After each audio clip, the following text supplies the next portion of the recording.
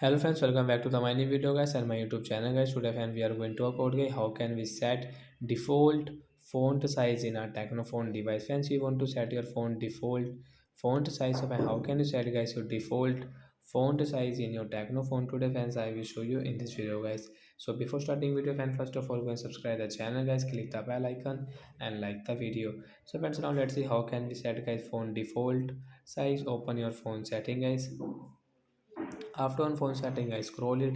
Friends, you can see guys your phone display and brightness. So friends, we will click on our phone display and brightness.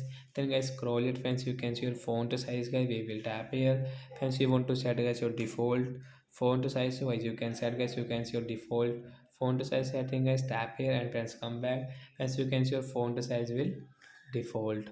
So like that guys, we can set guys our Tecno phone default font size. So that's it guys, thanks for watching. I hope friends you have understood how to set default font size. Bye guys.